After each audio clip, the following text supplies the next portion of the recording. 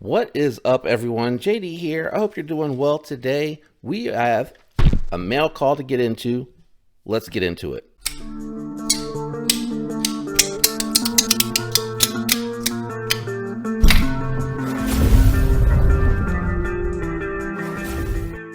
So this one here is coming from EMP EDC. This one was one that I pre-ordered and I believe is getting ready to be made available for any overages that they had ordered. So in honor of that, I have my EMP EDC Relative 20 CV clip point with the compound grind to get into my EMP EDC package. I thought that was appropriate. And let's go ahead and jump in here and have a look at what I have pre-ordered coming into me now. A little tight in the packaging. Definitely not going to need that anymore. Your EMP EDC packaging, nothing on the outside. Let's go ahead and dig into what we got on pre-order. I'm going to move the box to the side. It's got some troll candy in it. Feel like the pouch is a little bit bigger than last time. Shit. But let's see what we got here. Lots of swag. There you go. LMAX second run relative. I went ahead, since we got this, that gave it away a little bit there. Wasn't expecting that, but that's the certificate of authenticity there for the LMAX. But the difference on this one is it is a drop point compound grind. And it doesn't have the point here. It's just sharpened all the way through. When you do sharpen it, you may have to change the angle, but I would just sharpen straight through. I wouldn't change anything. You're not going to notice that. On the difference on this one, black washed handles with the bronze anodized backspacer, pocket clip, and hardware. So let's just bring the other one that I had out here a minute ago out so you can kind of take a look and see the differences between the two. Handles and hardware look to be the same on the second run. Nice hollow grind. The drop point on there probably is going to be more an aesthetics thing. I will say this is probably going to be better from a utility perspective because it drops down to the tip. But I really like this one a lot. And what we're going to do is go ahead and slide over. From here, I'm going to go ahead and do the bearing install, and then later on, I will actually do the review for this one to let you know any differences that I'm experiencing. So be right back. All right, so we are back at the table. I have everything out. I do recommend a good ratchet or tool for disassembly, and I do have Weeha bits, which I also recommend. I have the skiff measuring tool out here. I definitely don't memorize these by heart, so I'm going to throw it on the screen, and I've permalinked in the description to go to their spreadsheet, so you can reference their spreadsheet too if you don't want to watch this just to get the skiff bearing size. So hopefully that convenience is there for you guys to help. Also forgot to mention the number. I have number 87 and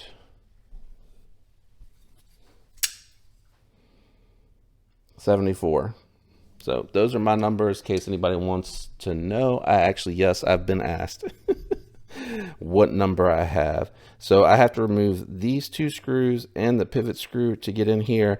With it being anodized, I would recommend, definitely taking your time and being careful. And it should be T8 hardware all the way around. So really easy to get into this one. All right. And I'm going to set the titanium bits and hardware in the little wrinkle there, or pocket or fold, whatever you want to call it, just to keep it safe so it doesn't roll off the table. And the longer screw is going to be the one that goes to the pocket clip because it's raised up. So keep that in mind as you go through this process. I am going to bring it in close because I'm using the camera to watch myself today. Everything was really easy to break loose. No issues whatsoever. Ooh, I just wanted to see. Looks like the screw looks pretty clean. It looks like they just anodized the tip. So with everything disassembled, you can set your hardware down and break the scale off. Should come right off. It is slightly tight. Oop. and the stop pin is internal. These look like they're going to be 5mm 1/16. So let's go ahead and take the blade off the pivot.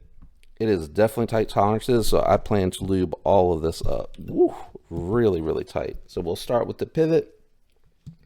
It is 5mm, and we'll check the bearing. Bearing sizes are 1/16, so 5mm 1/16 for those of you that want to know. The bearings are really nice from Bestech too. They're really well done. Every one that I've ever gotten on their knives have been nice and smooth, packaged really well, and I mean they come super duper clean from the factory. But with the skiffs, and I'll bring a skiff out here just in case you're not familiar or you're new to the knife world and you just got your relative or any of the EMP EDC knives. Sorry, I should have, well, I didn't know the size. I couldn't have broke it out earlier because I definitely did not know the size. I believe this is my only Elmax knife in the inventory, so we'll set that aside for a second.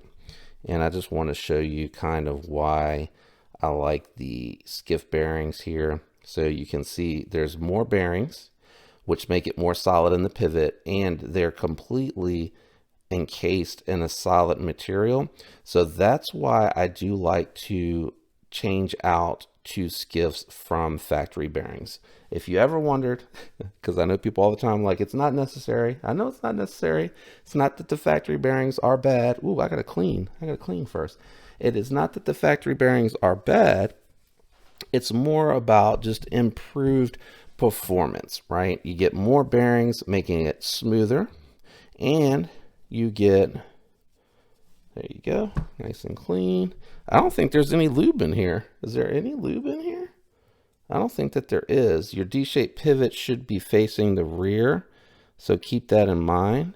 I'm going to go ahead and just clean all of this off. I probably am going to put a little bit of lube on the track there for the stop bar so that it's riding on something smooth and it's not too harsh. Okay, now we're ready to lube. I was getting a little ahead of myself. Now I feel like I repeat this in every video, but I do that because I don't know who's just tuning in for their relative maintenance. So hopefully this is helpful for you. And I'll do my best to edit this to make sure that I am not running too long between the unboxing and this maintenance. The other thing that I like to do, I know I'm moving the pivot around a lot, but I like to just put a little bit of lube on the actual pivot itself. And sorry, it did move again, so I'm going to try to face it to the back. And just to confirm for you, the D shape, it's a little hard to see on the black, is on the back right here. You see the flat spot there? That's where you are with that one. All right, so the next thing I'm going to do is I'm just going to put a little bit of lube on the track so that it'll pick it up. That one's on the lock bar. Doesn't need a ton, just a little bit, you know, to keep it smooth, running nice and smooth, especially since it may bump. The other thing that I'm going to do as well is I'm going to put just a dab of oil right there in front of the detent hole. So the detent ball will be nice and smooth, but the lube will not be picked up by the lock bar, causing it to potentially get lock stick. And I can already tell that I've moved that pivot too far back. It's funny, when you go to put this on, you can see where that detent, I mean that D shape is. Yeah, that looks good. Now I'll need to take my other bearing and same thing that we just did on the first one. Just lube it up. And once you feel like you have a good amount on there, just roll them around in the bearings and drop it in. That should be it. That should be all you need to do as far as the lube. I'm going to stick this in a little tub that I have up here that keeps it upright. The last thing that you'll need to do is just take your lock bar, make sure it's clean. I don't think I cleaned it, to make sure there's no oil there. And I want to say Maybe it was the other one that I got the oil on. I'm not sure. I start with the pivot because it's, you know, the hardest to line up, and I just pull up on the lock bar to relieve some pressure so that everything should drop in. And you can confirm that laying it on the mat. You shouldn't see any gaps on the knife with the backspacer or in between the pivots. Then once you've done that, go ahead. I always like to start with the body screws. It really probably doesn't matter though, but that's just personal preference. So I'm going to try to, the magnet's picking up the blade, angle this so you can see as I reassemble.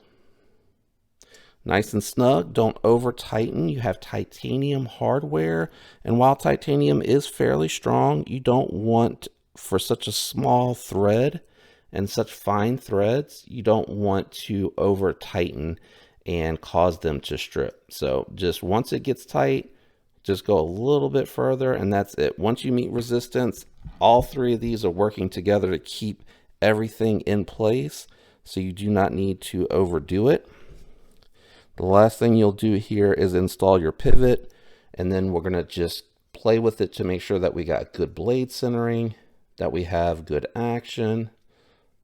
Okay, that's too tight, I can already tell. I feel like that's too tight. So let's start with the centering. So always hard to tell with the black. And actually I'm struggling right now with the lighting, and I don't want to have to turn it up. It looks like maybe favoring the show side a little bit.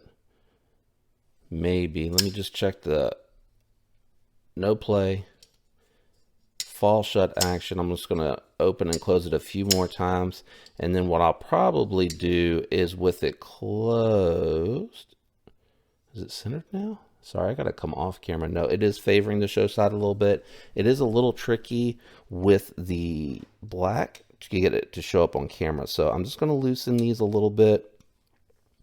See if it shifts. And again, it's favoring the show side ever so slightly, so it just needs to come over like, oof, it's even hard because I'm shaking when I do that. It needs to come over just a skosh to this side. So I'm going to loosen the pivot. Everything's loose now, so you can see it's moved over to the show side some more. And then I'm just going to tighten the body screws first to help keep the pivot at a good angle. And this sometimes will happen when you're installing your skiffs.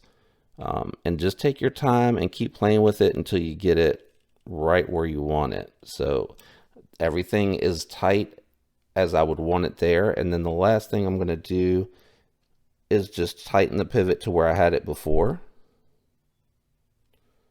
It's a little tight, so I'm going to back it out some. Check that centering out. I believe, man, it's really hard to tell with this lighting, but I believe we look, I mean, if it's not dead center, it's super close. Let's check the play. No play. Let's check the action. Nice and smooth. Detent on this one, I guess because I got the tucks,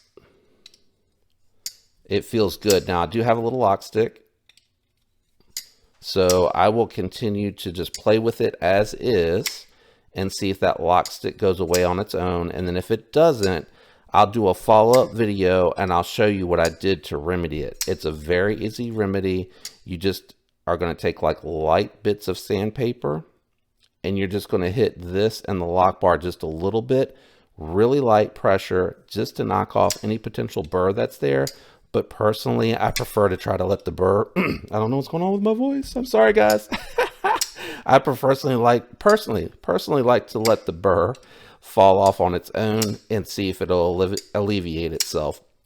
If it doesn't, I'll just play with the lock bar and the back of the blade with very light passes with 1000 grit sandpaper just to see if it smooths out. And it's not because there's any coating. The lock bar itself is an uncoated part. Let's see there. We're sitting at about 25% lockup. So I think that's part of what's going on. But that is to help you if you want to do disassembly maintenance. Again, mine was a little dry, so I was glad that I did this and lubed it. And it is the 5mm 1/16 ball count, 11 ball count, 1/16 ball size that is going to fit on this particular knife. So if you wanted to know, that's what you're going to need. I'll do my best to put it on the screen. And again, I'll have it linked on the website over there at Skiff. Hope this video helped you. Shout out to everyone out there that leaves the likes, the comments, and is subscribed. I appreciate and love you guys. I hope you have a fantastic week. And until next time, peace.